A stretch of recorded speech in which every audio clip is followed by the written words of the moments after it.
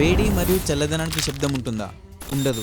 కాకపోతే టెంపరేచర్ వల్ల sound waves లేదా శబ్ద తరంగాలు ప్రవహించే ఆ మీడియం యొక్క లక్షణాలను ప్రభావితం చేస్తుంది. దాంతో ఆ సౌండ్ వేవ్స్ ని ప్రభావితం చేస్తాయి. మనం హాట్ వాటర్ లేదా కోల్డ్ వాటర్ గ్లాస్ లో పోసేటప్పుడు ఆ లిక్విడ్ చేసే శబ్దాన్ని ఎప్పుడైనా గమనించారా? ఉదాహరణకు ఇప్పుడు మీకోసం 2 ఆడియోస్ ని ప్లే చేస్తాను. ఈ రెండిటిలో ఏది హాట్ వాటర్, ఏది కోల్డ్ వాటర్ అని గుర్తించడానికి ట్రై చేయండి.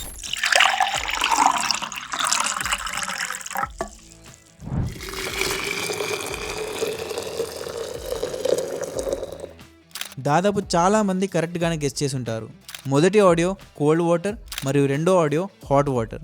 రెండు వాటరేగా, మరి రెండు వేరువేరు శబ్దాలు ఎందుకు చేస్తున్నాయి? ఇక్కడ స్పష్టంగా రెండు వాటర్ అని మనకు తెలుసు, కానీ ఆ రెండిటి యొక్క టెంపరేచర్ వేరువేరు ఉండటం వల్ల ఆ శబ్దంలో మార్పు వచ్చింది. టెంపరేచర్ వేరువేరు ఉండటం వల్ల అసలు ఏమవుతుంది? వాటర్ మాలిక్యూల్స్ మధ్య ఉండే ఫోర్సెస్ అనేవి ఈ హాట్ వాటర్ మరియు కోల్డ్ వాటర్లో వేరువేరు ఉంటాయి. మనం నీళ్ళని వేడి చేసినప్పుడు దాని టెంపరేచర్ ఇంక్రీజ్ అవుతుంది. దానివల్ల ఆ వాటర్లో ఉండే మాలిక్యూల్స్ మధ్య ఉండే ఇంటర్ మాలిక్యులర్ ఫోర్సెస్ బ్రేక్ అవుతాయి. సో ఆ వాటర్ మాలిక్యూల్స్ యొక్క కైనెటిక్ ఎనర్జీ పెరుగుతుంది. దాంతో హాట్ వాటర్ యొక్క విస్కాసిటీ అనేది తగ్గుతుంది. విస్కాసిటీ అంటే ఒక లిక్విడ్ యొక్క చిక్కదనం. ఉదాహరణకు మనం హనీ లేదా తేనె ఒక గిన్నెలో పోసినప్పుడు ఎక్కువ సౌండ్ రాదు. అది ఆ లిక్విడ్ లేయర్స్ మధ్య ఉండే ఫ్రిక్షన్. అలాగే హాట్ వాటర్ మరియు కోల్డ్ వాటర్లో కోల్డ్ వాటర్ యొక్క విస్కాసిటీ హాట్ వాటర్ కంటే ఎక్కువ ఉంటుంది. అందుకే మనకి హాట్ వాటర్ సౌండ్ కొంచెం సాఫ్ట్గా అనిపిస్తుంది, కోల్డ్ వాటర్ సౌండ్ కొంచెం రఫ్గా అనిపిస్తుంది.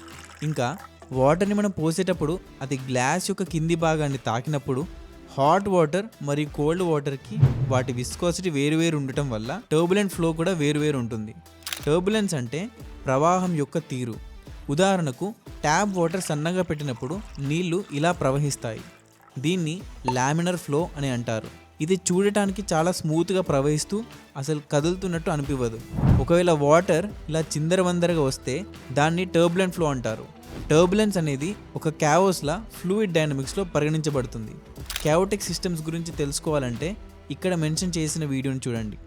సో మనం గ్లాసులో హాట్ వాటర్, కోల్డ్ వాటర్ పోసేటప్పుడు ఆ వాటర్ గ్లాస్ యొక్క కింది భాగాన్ని తాకే ప్రక్రియలో ఎయిర్ మాలిక్యూల్స్ కూడా కొన్ని ఆ వాటర్లో ట్రాప్ అవుతాయి. దీంతో ఆ వాటర్ గ్లాస్ కింది భాగాన్ని తాకినప్పుడు వచ్చే శబ్దం కానీ, ఆ నీటిలో ఏర్పడిన ఆ ఎయిర్ బబుల్స్ సైజ్ కానీ హాట్ వాటర్ మరియు కోల్డ్ వాటర్లో వేరువేరు ఉంటాయి. ఇలా హాట్ వాటర్ మరియు కోల్డ్ వాటర్ యొక్క temperature, viscosity, air bubbles size formation, ఆ వాటర్ ఫస్ట్ గ్లాస్ని తాకినప్పుడు వచ్చే సౌండ్, ఇవన్నీ రెండు కేసెస్లో డిఫరెంట్గా ఉంటాయి.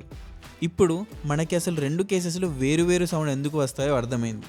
కానీ మనం చూడకుండానే కళ్ళు మూసి ఓన్లీ ఆ సౌండ్తోనే ఏది హాట్, ఏది కోల్డ్ అని ఎలా చెప్పగలిగాము?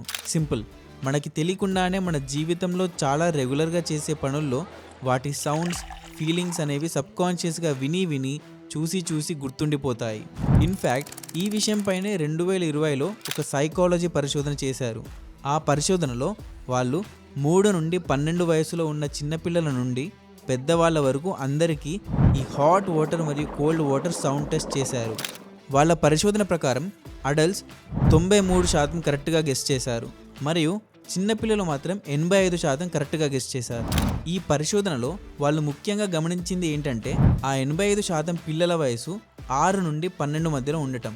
6 సంవత్సరాల కంటే చిన్నపిల్లలు సరిగ్గా గెస్ చేయలేకపోయారు. దీంతో వాళ్ళు చెప్పింది ఏంటంటే మనుషుల ఆడిటరీ పర్సెప్షన్ అనేది మన జీవితంలో మొదటి 6 సంవత్సరాల్లో అభివృద్ధి చెందుతుంది అని. వీడియో నచ్చినట్లయితే లైక్ చేయండి, మన ఛానల్ని సబ్స్క్రైబ్ చేయండి.